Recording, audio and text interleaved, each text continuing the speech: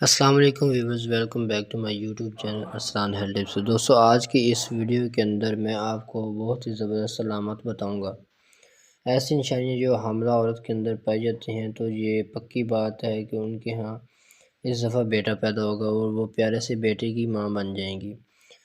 تو آپ کو یہ نشانیاں جو 4 سائنز ہے وہ بتاؤں گا جو حاملہ عورت کے اندر پائی جاتی ہیں۔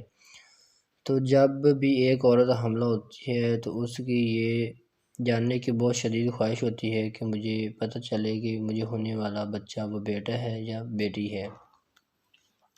تو آپ نے میری ویڈیو کو آخر تک ضرور دیکھنا ہے۔ اس سے پہلے آپ سے درخواست کرتا ہوں، اگر ابھی تک آپ لوگوں نے میرے چینل ارسلان ہیلتھ ٹپس کو سبسکرائب نہیں کیا اور ساتھ میں بیل کے بٹن کو ابھی تک آپ نے پریس نہیں کیا تو کر لیں تاکہ نئے آنے والی ویڈیو کا نوٹیفیکیشن آپ تک پہنچ سکے۔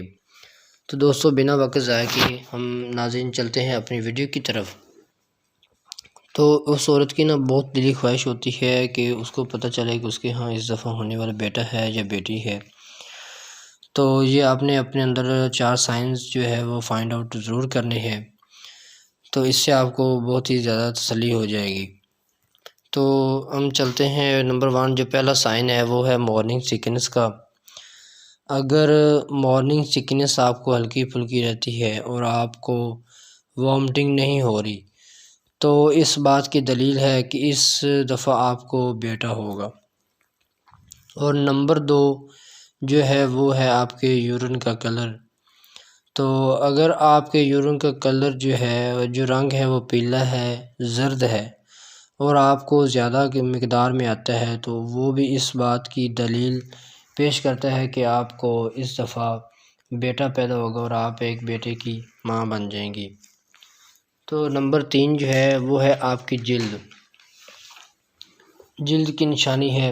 اگر آپ کی جو سکن ہے وہ ڈرائی ہو گئی ہے، روکھی سوکھی ہو گئی ہے تو یہ بھی نشانی واضح ظاہر کرتی ہے کہ آپ کو اس دفعہ بیٹا پیدا ہوگا۔